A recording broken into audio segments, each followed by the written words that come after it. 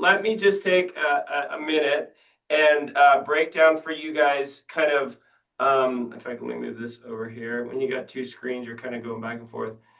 And I'm going to break down for you guys my ecosystem. Just so you know, this guy's talking about real estate. Why should I listen to him? Why is he credible? I currently buy and sell about 50 properties a month. I have a team of 400 that work for me. They are buying properties. They are managing them and fixing them up and leasing. We have operations. We have two operations in North Carolina. We're in Charlotte and Winston-Salem. We're in Austin, Texas. We're in Southeast Idaho, specifically Idaho Falls on this I-15 corridor. We're in Indiana. We've been in Indiana for 21 years. We're in two markets in Kansas City and Missouri. And when I say we have operations, what I mean is we have property management companies. So I have 7 Alpine property management companies across the U.S. When we build an Alpine, we also put in a construction company. So we have 7 construction companies. We add vertical integration of a real estate brokerage. I even have a loan servicing company. About the time that COVID hit, I got hard into manufactured housing. I have 4 dealerships with Champion and Cavco. We do Fleetwood Homes. Cavco is the publicly traded stock. Like Kendall said, we literally do not have an asset restriction. We like short-term rentals. We like multifamily. I literally just completed 16 single-family homes. We call that stick-built, some brand new fourplexes. We just did a master 38 home manufactured home community with 38 manufactured brand new homes. We manage trailer parks, RV parks. If you can collect rent, we collect rent on it. And so when I say that we know what we're talking about with real estate, the thing that I obsess about, guys, is cap rate. I obsess about cap rate. And give me a thumbs up emoji if you're familiar with cap rate. Okay, we have a few of you. And then give me a laughing face emoji if you have no idea what that is. Just the high school teacher in me wants to know. Okay, so when I say cap rate, what I mean is if I were to invest in $1 million apartment building for $1 million, and it brought in, let's say it brought in like $12,000, $13,000, $14,000 a month, and I wanted to make a 10 cap on my $1 million. Then after paying for taxes, management, insurance, maintenance, and vacancy, I would want to see in December in my rental account $100,000. So if I bought it for $1 million and I wanted to make 10 cap, I would need to net $100,000 after paying for taxes, management, insurance, maintenance, and vacancy. So what it means, if I bought it cash for $1 million and after paying all the bills, there's $100,000, that means I'm making 10% of my money. A lot of times people say, well, that's cash on cash return. Well, yeah, that would be the cash on cash return if you bought it cash. But if you got a mortgage and only put 20% down, 200,000 down, that wouldn't be the case. And so cap rate is the capitalization, the rate at which I expect to net. What returns will I net after 12 months of ownership on that property? Okay, give me a heart emoji if that makes more sense. So if I say it's 10 cap, that makes you make 10% just from the rents. That's what we're looking at here. And the reason that that's important to me that you understand that is because tonight I'm going to share with you one thing I hear all the time, and we just mentioned it earlier. After the last crash, 2009, 10, 11, and 12, you could get 8 cap, 10 cap, 12 cap properties. Guys, the best property I ever bought, it was a trailer park. I bought it for $80,000 in 2003. It's in Ely, Nevada. And give me a laughing face emoji if you know where Ely, Nevada is. 240 miles north of Las Vegas, middle of nowhere. My mom was from Ely, Nevada. She was Miss White Pine County, 1969. Population, I'd probably 3,000. But, her family owned Ely, basically. They were Bybes, B-Y-B-E-E was the last name.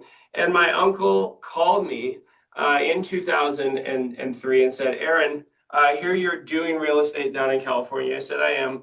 And he said, man, I have a deal for you. And I said, what do you got? He said, Aaron, there is a trailer park here in Ely that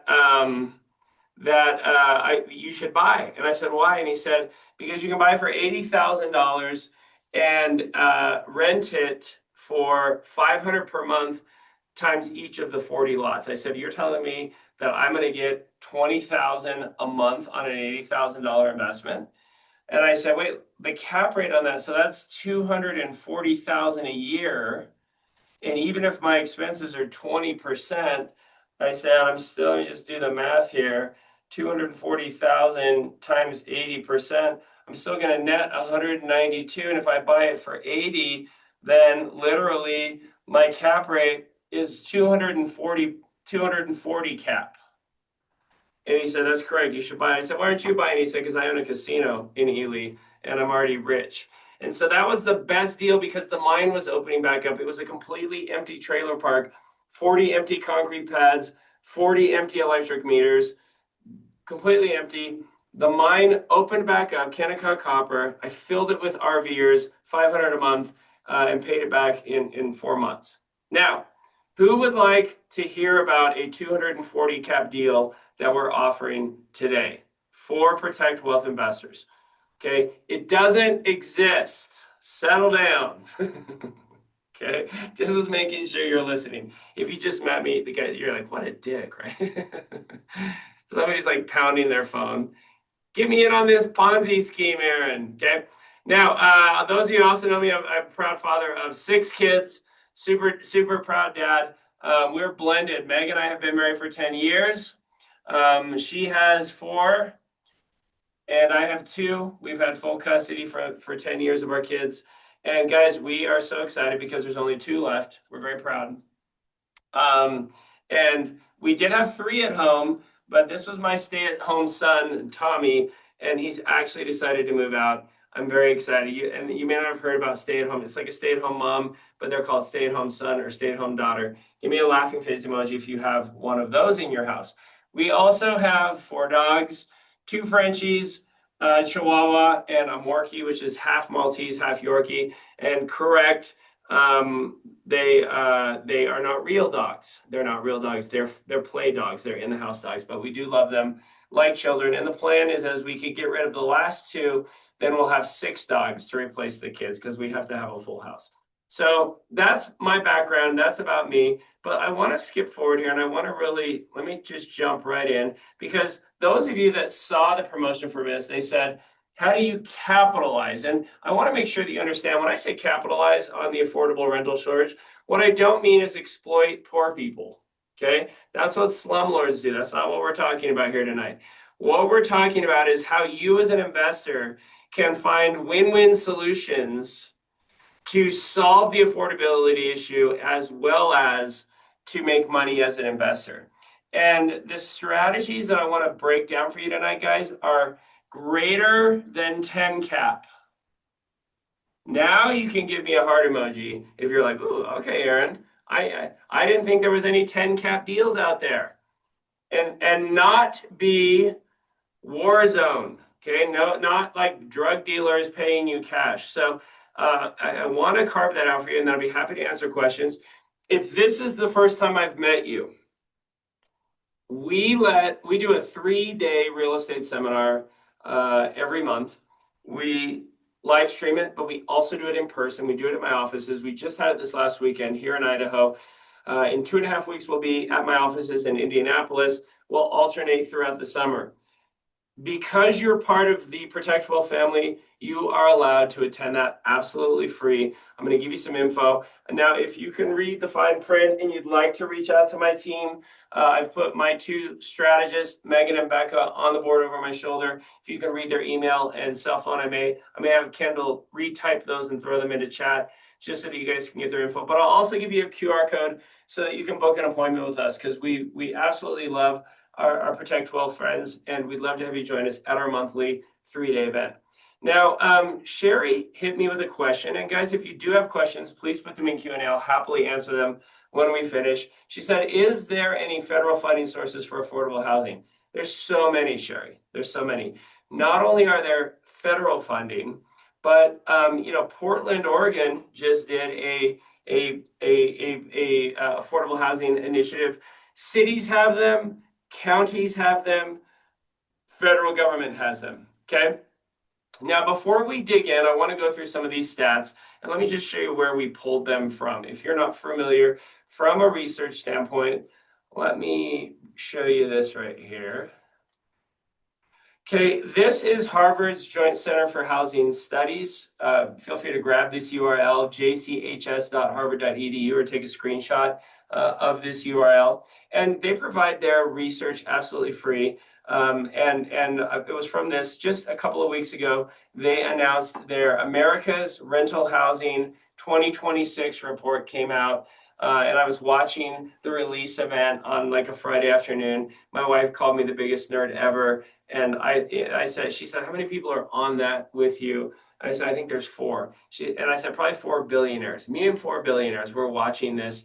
I love the research. You don't have to have a subscription. You don't have to give them any information or a credit card. You literally can open up and nerd out on all 40 pages of this. Okay. I love Harvard's reports. I think they're fantastic. They are not politicized. They're just very interesting data points. And as I read through this, I thought, man, there is some good K through 12 content that I can share with investors. So to save you 40 pages, here's the summary of the most salient points about the state of the union for America's rental housing. Now, all of us kind of instinctively know there's no affordable rents. I mean, guys, it used to be forever that there were affordable rents under $1,000 a month, at least somewhere in your town. And give me a heart emoji or give me a laughing face emoji if that is no longer the case. There is nothing under $1,000 a month that anyone would consider living anymore, right? And that's a massive trend that's happening across the country. Nearly half of renters spend greater than 30% of their income on rent. That's the highest ever. I mean, guys, 20 years ago, I was investing in the UK, and those were the kind of, greater than 30% is just insane, okay? Between 2019 and 2024, rents rose 18%. We all saw that happening. You had rents doing this, housing prices doing this, incomes doing this. That's really what happened in the US during that time period. Multifamily starts fell 30% from the peak. The only area we're a little bit saturated in the US is multifamily, the brand new stuff. But even those have completely filled, in the last 12 months, and they're kind of at equilibrium. But when you get down into the middle class and the blue collar rentals, we are so severely short. Over half of rental units that predate 1980, they need major reinvestment because slumlords haven't put roofs on them, they haven't upgraded electrical, they haven't upgraded plumbing. Only 1 in 4 eligible low-income renters gets federal assistance. We have very little available for the renters themselves. And so we have this perfect storm of affordability shortages, aging housing stock, and a supply that's really stopped. Builders just don't care because they don't want to build right now if they can't make a ton of money, and they're really all waiting for interest rates to go back down. Now, that's kind of the state of the union when it comes to rental issues. But there's some amazing opportunities and some really interesting legislation that has helped that. Now, the first thing I want to mention, in case you haven't seen it, is this is called the Secure Act 2.0. Now, this came out in 2022. Give me a thumbs up emoji if you've never heard of it, or if you've heard of it but you don't know what it is. Okay, so I want you to write this down because I'd love for this to be your homework assignment. I want you to read through this because it introduced major changes to the U.S. retirement planning. Okay, huge things, and I don't want to dig into these, but I mention this because we've had significant legislation going back to 2018 that we as investors are all benefiting from. And so you have to understand, and you have to take the time I'm gonna just stand up here. Oopsie. You need to take the time to understand the legislation and get your arms around it so that you can better capitalize on it. Literally, the Secure Act 2.0 has made it so that retirement accounts for the top 10% have done this, while the bottom 90% have done this. That's what you need to understand. And so give me a thumbs up emoji if you do not have a self-directed IRA. If you give me a thumbs up emoji if you do not have a solo 401k, or if you do not have a SEP. Okay. If you don't have three of those things, those have all been massive benefits. Same with your children. How many of you have children that do not have self-directed Roth IRAs? Okay. Those are things that all of the wealthy have been doing, and a lot of those benefits came out of the Secure Act 2.0. Let me just give you one example. My wife has a SEP Roth.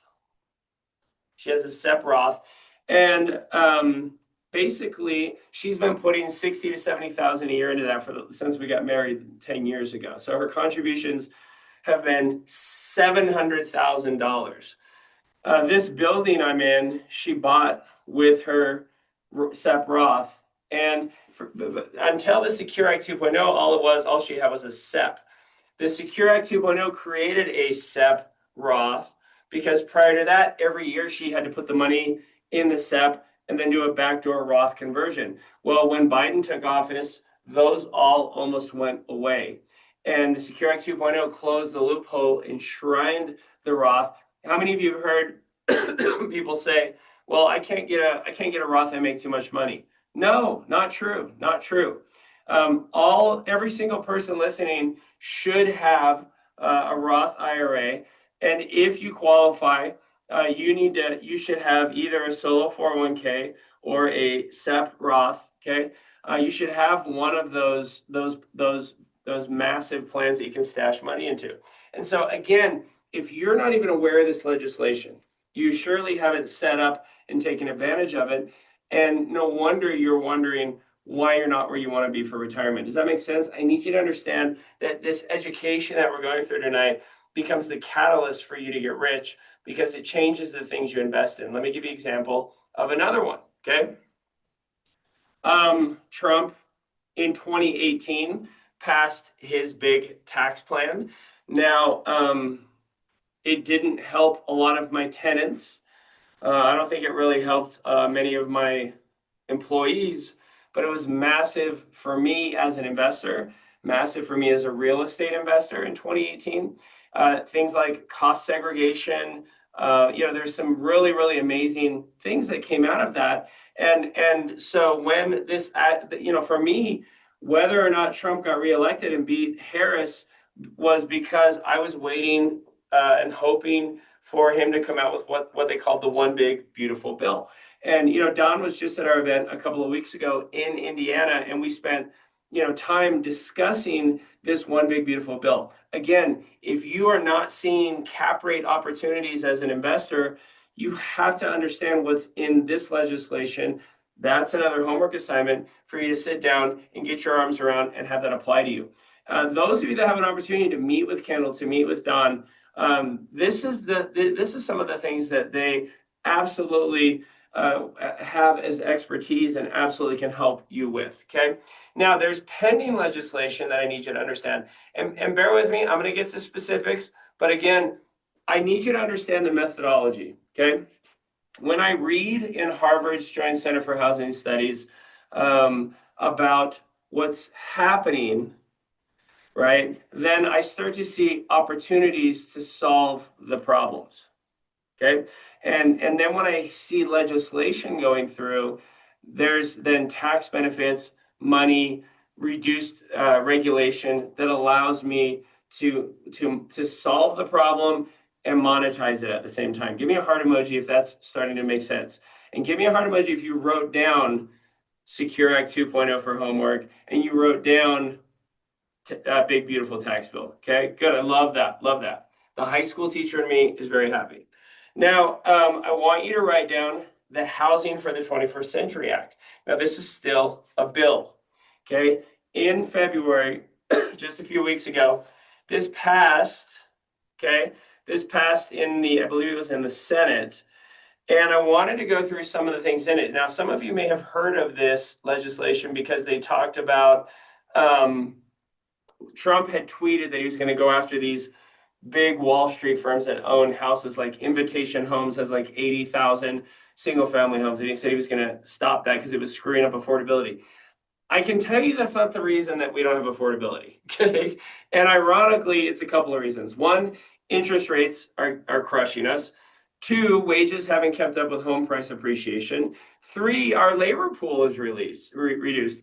I was always very excited about locking the border. Okay, I thought it was a good thing. Give me a thumbs up emoji if you were happy about that too. I thought it was crazy that we had open borders and that undocumented immigrants were just coming in the country. But guess what, guys? As someone who owns 7 construction companies, we are seeing a massive labor shortage right now.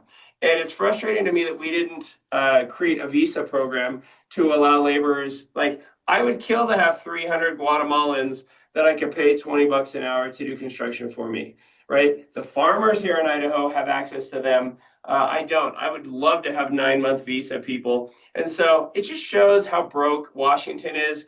Give me a laughing face emoji if you understand that no one in Washington advocates for you. They're there advocating for themselves.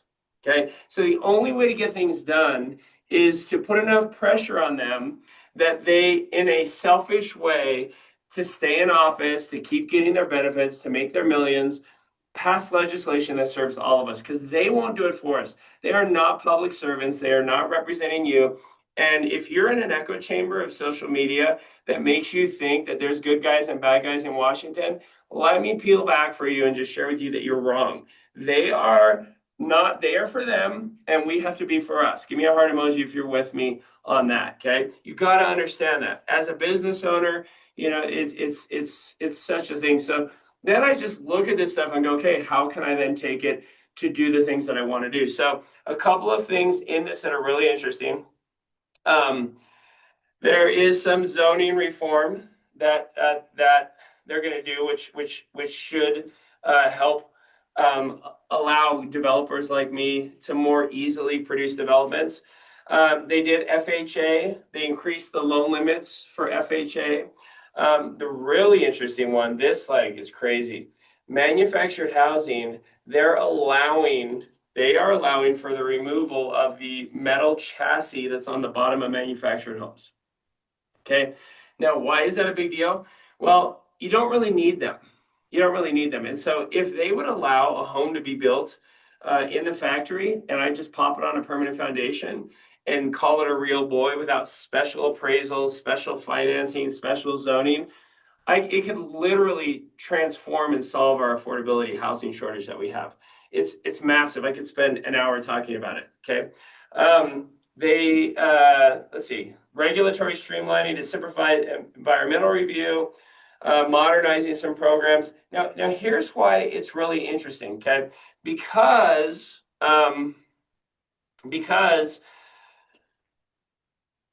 this passed, I think 89 to 11 in the Senate. 89 to 11, and the White House supports it, the House supports it, but both the White House and the House said we're not going to push this bill through until you pass the voter ID issue. Now, both Republicans and Democrats are scared to death about November because they know housing is a train wreck in this country. Wages haven't kept up. Affordability is insane. Guys, 25 years ago, as a high school teacher in California, one of the most expensive markets in the country, I was able to afford a brand new house. In 2000, as a $40,000 a year employee, a brand new house in Riverside County was $120,000. That's in a Class A nice neighborhood. 20 miles away in Hemet, a BC neighborhood, I could buy a brand new house for $40,000. So think about that. My salary and a blue collar home were 1x. Now in this country, it's 3 to 6x for a blue collar, 6 to 8x for a home. You know, that same high school teacher and that same high school where I was at 26 years ago, they make $60,000 a year. A brand new home costs over $500,000 to $600,000, 10x. A blue collar C home in a rough neighborhood is going to be 3 to 4x. Give me a heart emoji if you've seen that as well where you live. And so we just have horrible housing affordability. And until something changes, it's not going to get worse. So we need something dramatic like loosening manufactured housing to create an opportunity. I saw a question. Let me just take a look here.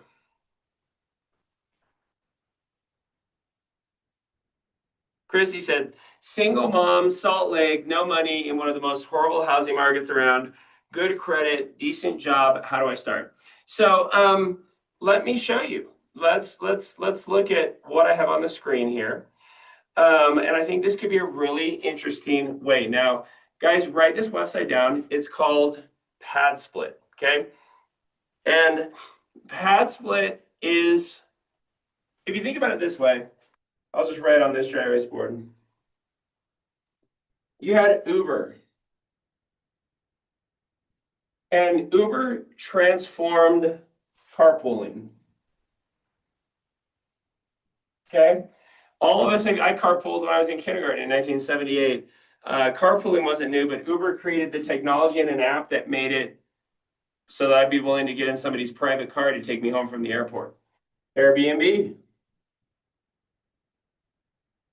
Okay? It transformed vacation rentals and hotels. It basically made hotels in residential neighborhoods. Again, the app, the technology changed our willingness to use vacation rentals from a private house and to stay in somebody's private house. And boarding houses, rooms for rent, they also call it shared housing or co-housing. Pad Split has transformed that industry. Now, I wanted to show you an interesting slide about Pad Split. So if you are on Facebook, go to, let me just show you, go to my Alpine Capital Solutions Facebook page. And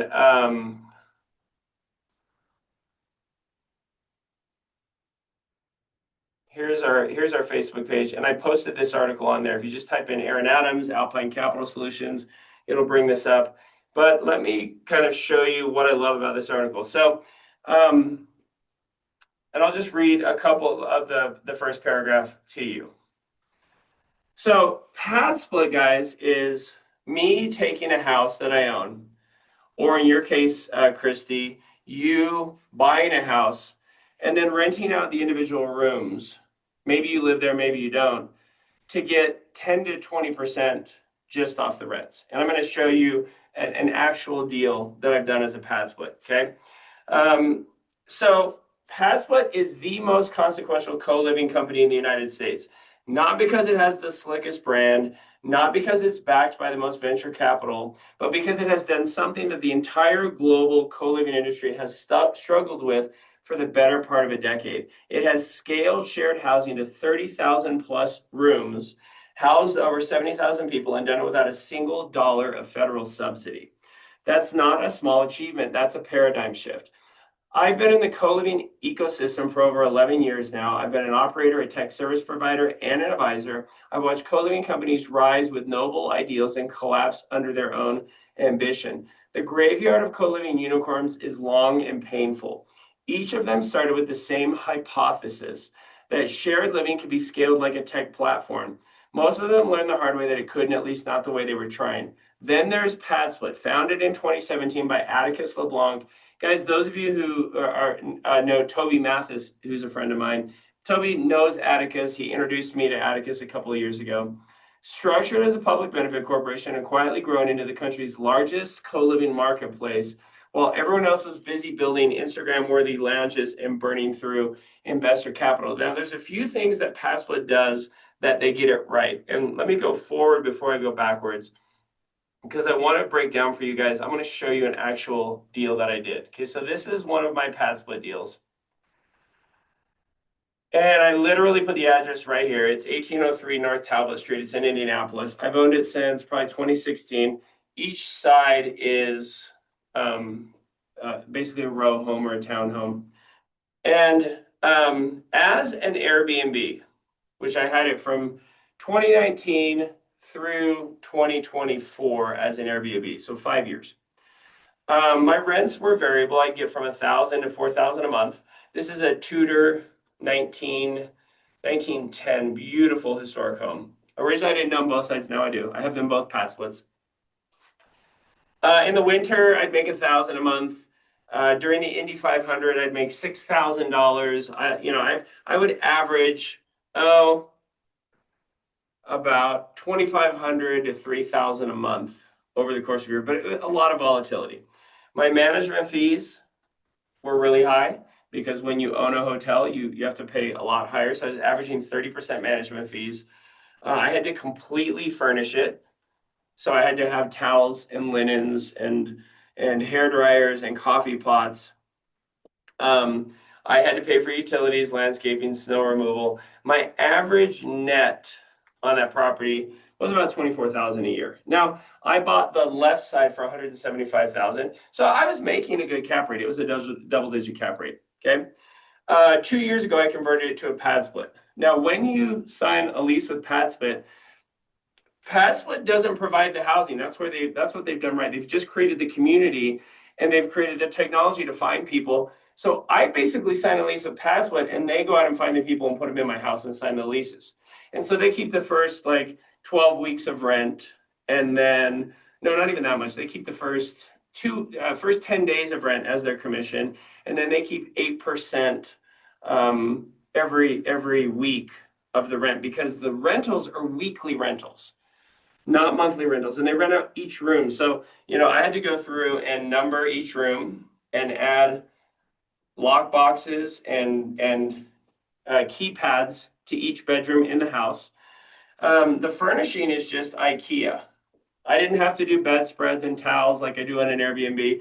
We're talking $300 to furnish a whole bedroom. The only common furniture, no TVs, no electronics, a table in the kitchen, appliances in the kitchen, and a washer and dryer. My average cost to furnish an Airbnb was $20,000. My maintenance cost, people stealing the towels, it added up. My pad split is basically a dorm. It's student housing, essentially. Now, I rented out each of the bedrooms for $200 a week. It's right by my office. Those of you that have been to Indianapolis, it's right around the corner. So it's a Class A neighborhood. It's upper middle class. And so I'm getting 200 a week times 12. I'm getting 1,200 a week, guys. That's 5,200 a month is what I'm averaging. My management fees dropped to only 18%. Okay. My furnishing and maintenance and replacement has gone way down.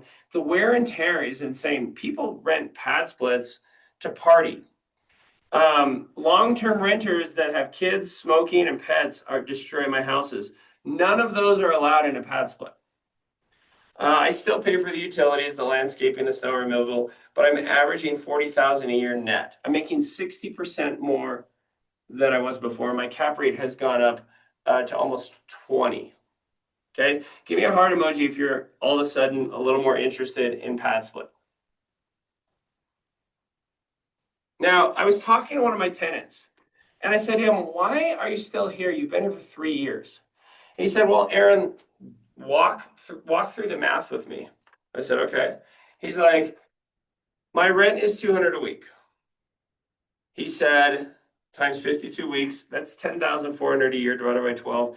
He said, "I'm paying $866 a month."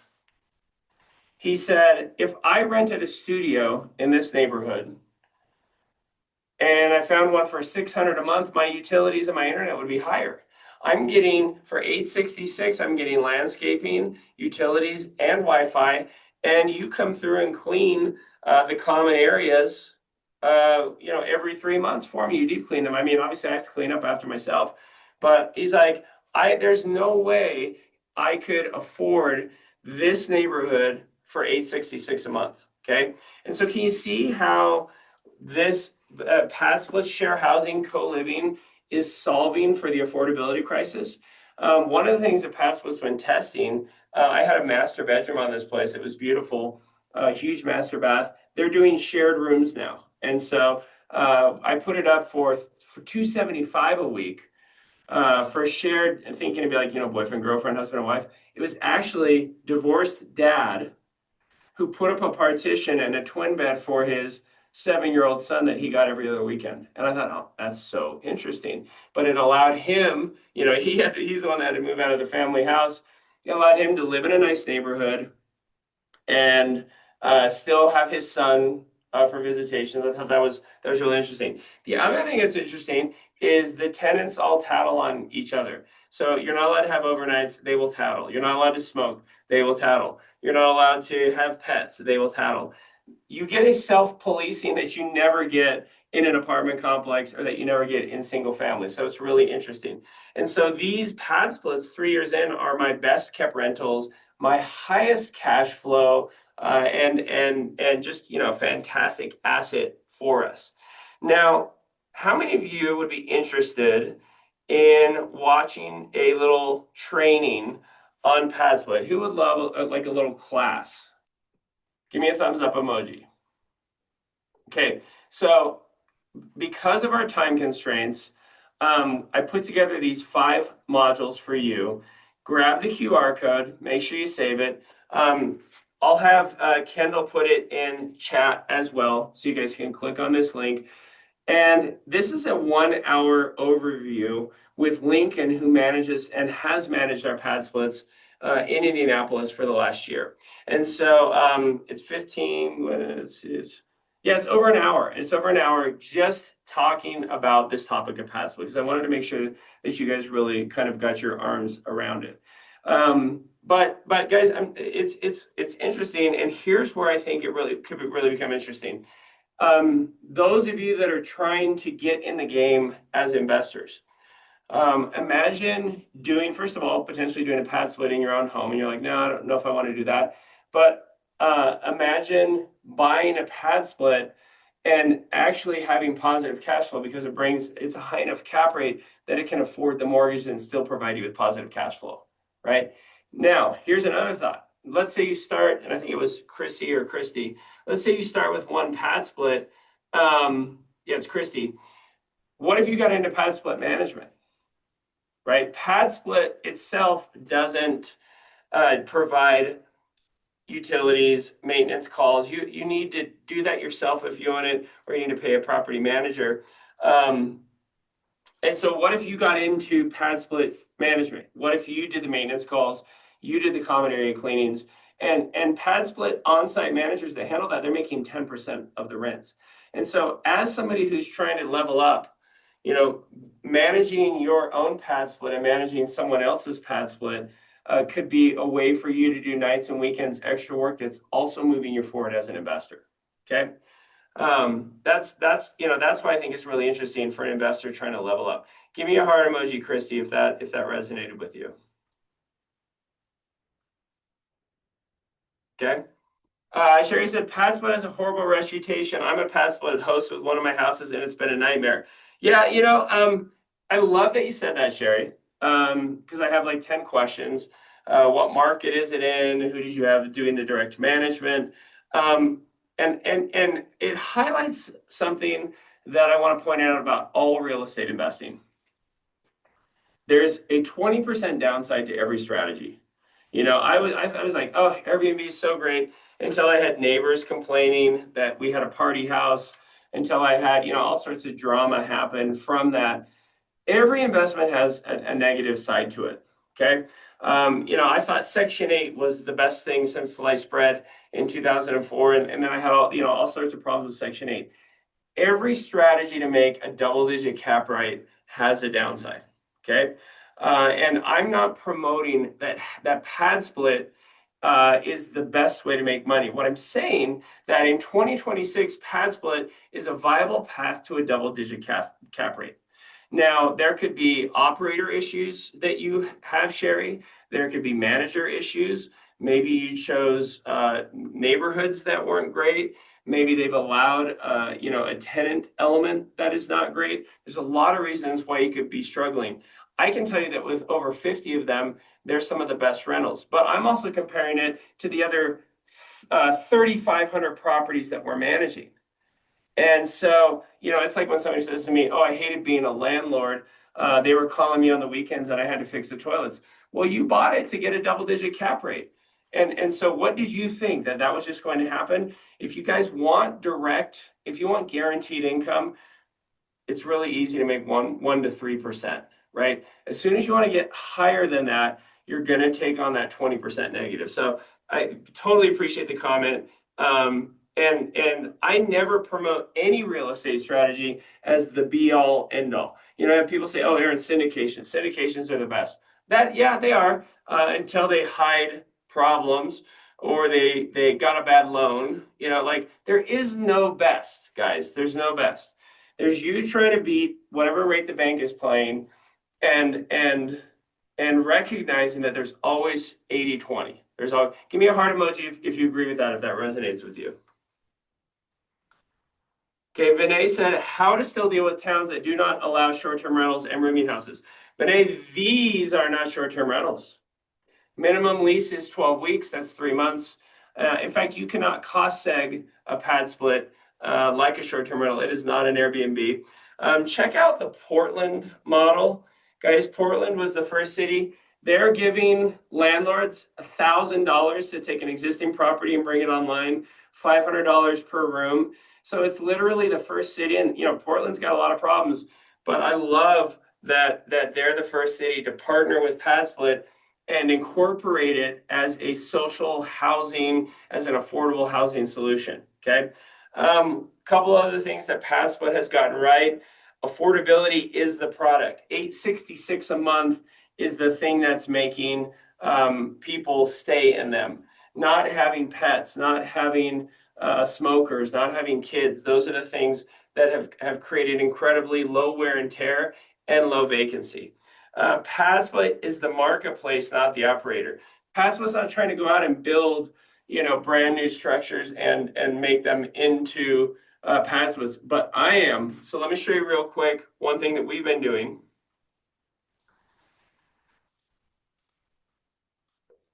So this is a 4-bedroom, 2-bath home that we did in Indianapolis just a couple weeks ago. I bought the lot for about $30K. We did $75,000 in foundation and utilities. I put a 1,500 square foot, 4-bedroom, 2-bath home on there. Originally, we were going to rent it out for about $2,000 a month.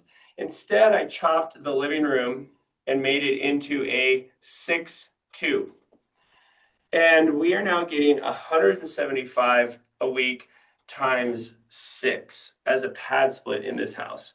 So 175 times 6 is $1,050 a week times 52 weeks divided by 12 months. I'm getting $4,550 a month with this brand new home as a pad split. Now, this is a brand new manufactured home on a permanent foundation. Okay, I could have sold it for probably around $315-ish. Okay, but as a pad split, it made me start thinking, why wouldn't I go to a city and say, would you let me put that? This is actually not the biggest double wide I can get. They actually have a 2,000 square foot, 6-bedroom, 3-bath manufactured home that I can buy for about $125,000 as a manufactured home dealer. So I went to the city of Idaho Falls and I said, hey, I have 1.5 acres. You had already given me permission to put 40 apartments in there.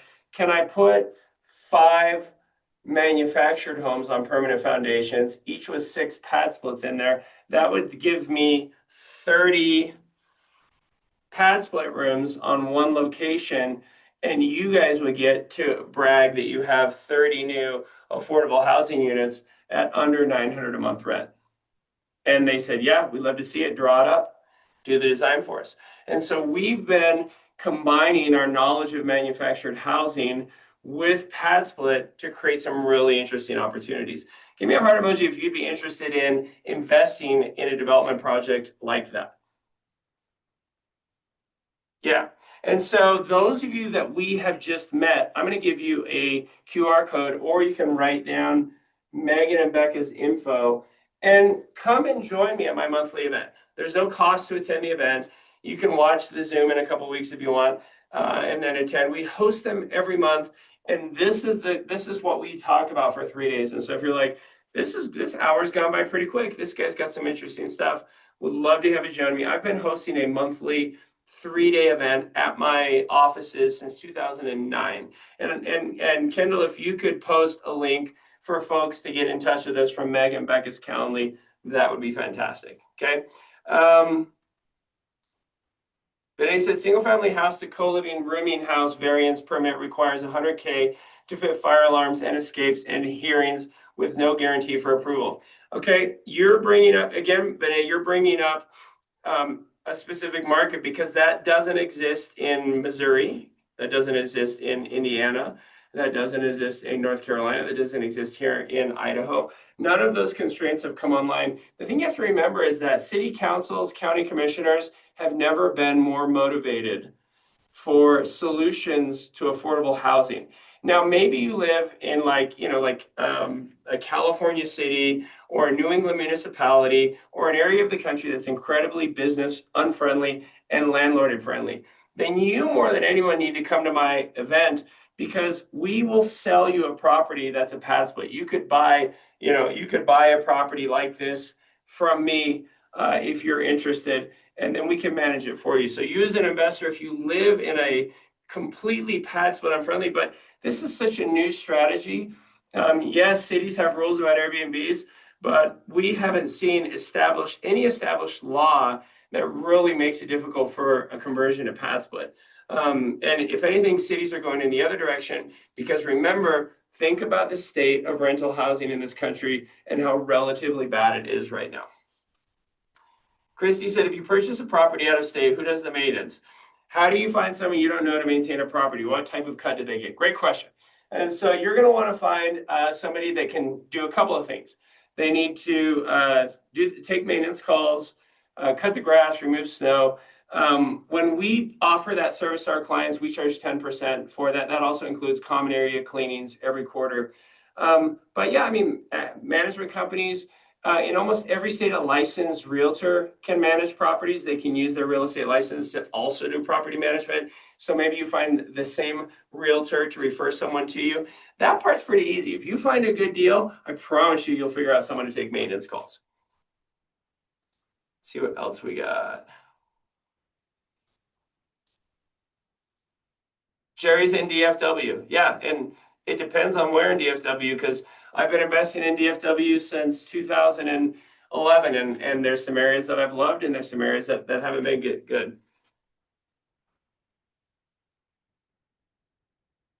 So Sherry said, I've done co-living for over 10 years, professionals, and it is much harder than my traditional single family. For sure, I agree. Because you're going to have cap rate. To get that higher cap rate, there's 80-20. It applies again.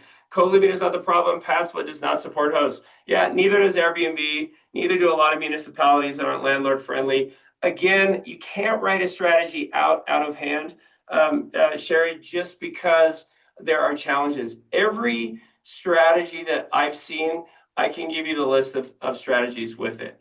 And so you got to be careful that you're not throwing the baby out with the bathwater, because if not, then what? Now you may say, I just like single family home rentals.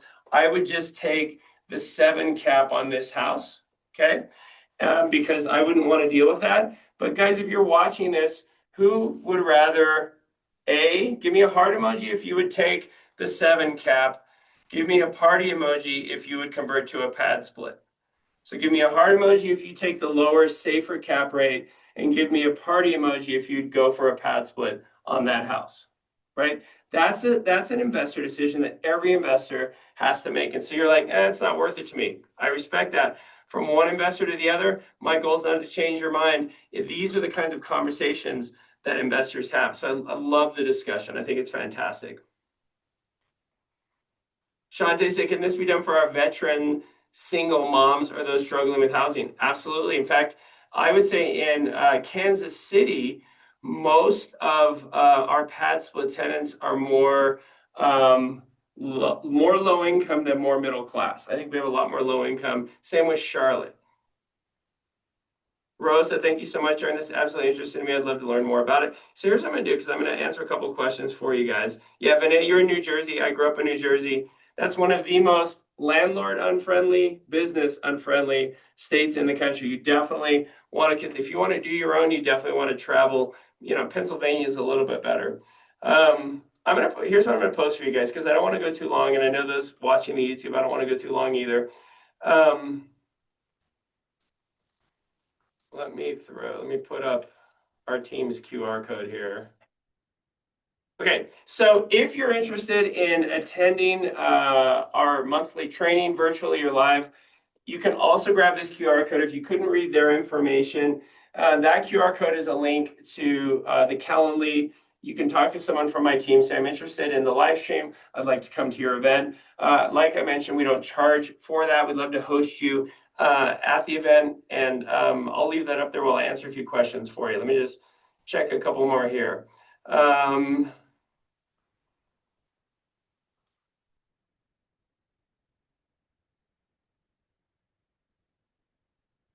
Yeah, Sherry said, do co-living on your own. Pad split charges 8% plus the first 10 days rent. They are expensive, and we have seen operators that do co-living on their own. I would say two benefits of working with pad split. One, their marketing is excellent to find the tenants. They have really good systems for that. The other reason is a liability reason. One of the potential downsides I see with pad split is that you have two neighbors sharing a bathroom, sharing a kitchen down the hall from each other. And what happens when one does violence to the other? Rape, murder, at some point we know that's going to happen, okay? And who are they going to sue? If you put them in there, Sherry, then they sue you. Hopefully you have good asset protection. If pad split put them in there, then I like that they become the first line of defense for me. So I actually like the liability potential. I do think they are better at marketing than my leasing people have been as well. What type of insurance is needed for this program? Pad split just circulated their own insurance relationship with a company. It was so much cheaper than what I had in place on my pad splits. I actually used it for all of my pad splits, and I've been having them quote out some of my other single family home rentals. So pad split has gone out and solved for that as well. Karen, if you grab this QR code, we do the event once a month. It's Friday, Saturday, Sunday, basically 9 to 5. We live stream it every month, and you're also welcome to attend live. Grab the QR code, talk to Megan, talk to Becca, and they can get you all the information that I need. Can I offset my W2 income using the pad split strategy, similar to Airbnb, short-term rental loophole? You could use pad split management towards becoming a real estate professional. You could do that, but you cannot. An Airbnb is considered active income, ordinary income. A pad split is considered passive. It's not. It doesn't fall under that same cost segregation used against ordinary income unless you're a real estate professional. But you absolutely can use the management time to get your hours. I'm in Alabama. What would your suggestion be for pad split? It's a good market. Alabama is super landlord friendly. It's business friendly. It's tax friendly. Love Alabama, and I think that if you can find some A, B neighborhoods and roll this out, get on pad split. Go check out their website. Let me just flip back to here for you. Go look at their website and let's see kind of what they have. If you go find a room, you can see they're in Birmingham, Decatur, Dothan, Florence, Huntsville, Mobile. They're in a lot of markets. So hopefully one of those are close enough to you that you could use them for that. Okay, Sherry, I love your feedback. Very, very, not a fan, not a fan. Sherry's an anti-pad splitter. She's not a pad split fan.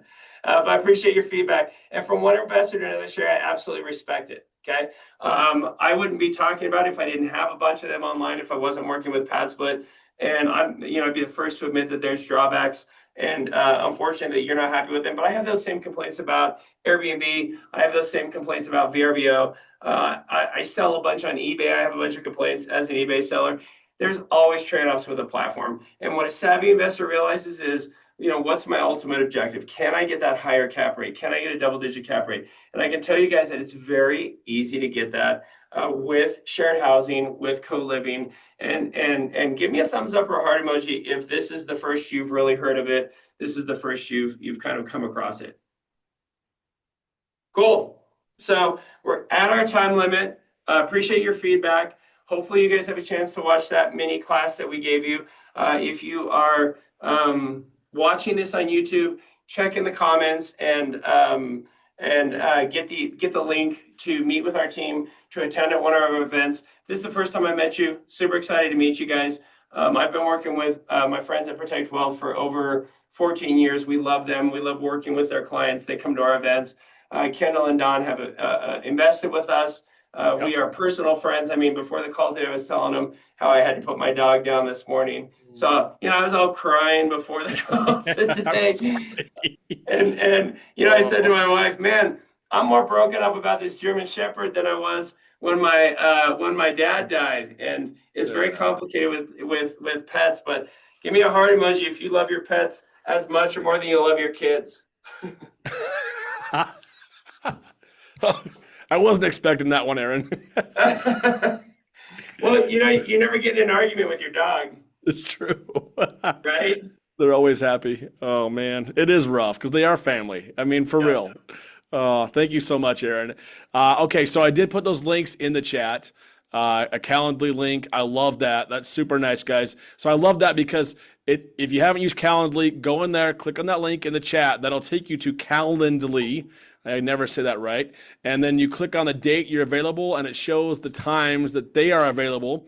And you can talk to Megan, Becca, other team members there that are available to speak with. Right, Aaron? Yep.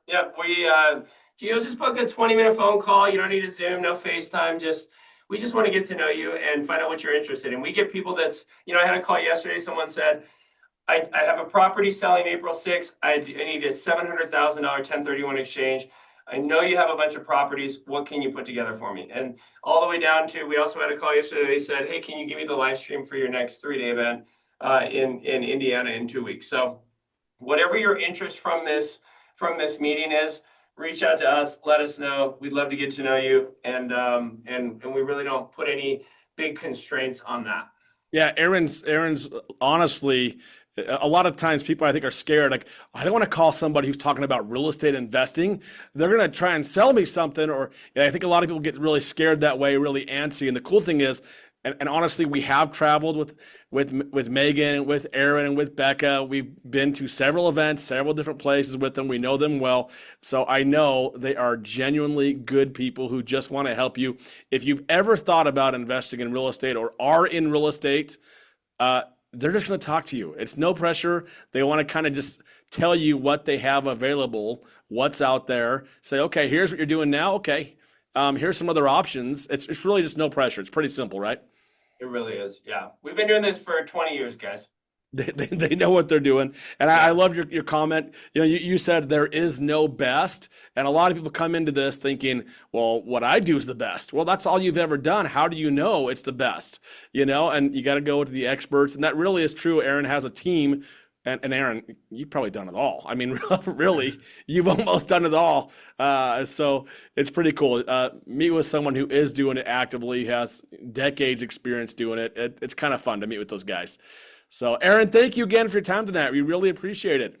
You're welcome. It's always a pleasure to meet with your crew. Yeah, well, likewise, Aaron. Thank you for your generosity. Again, guys, links in the chat. Please go there. Tons of information there. Aaron, thanks again to your family. Hello for us. Hope everything's okay and that you're okay. Thanks for taking the time tonight. Everybody, we look forward to seeing you again. Thanks for being on the webinar tonight, and we'll see you again soon.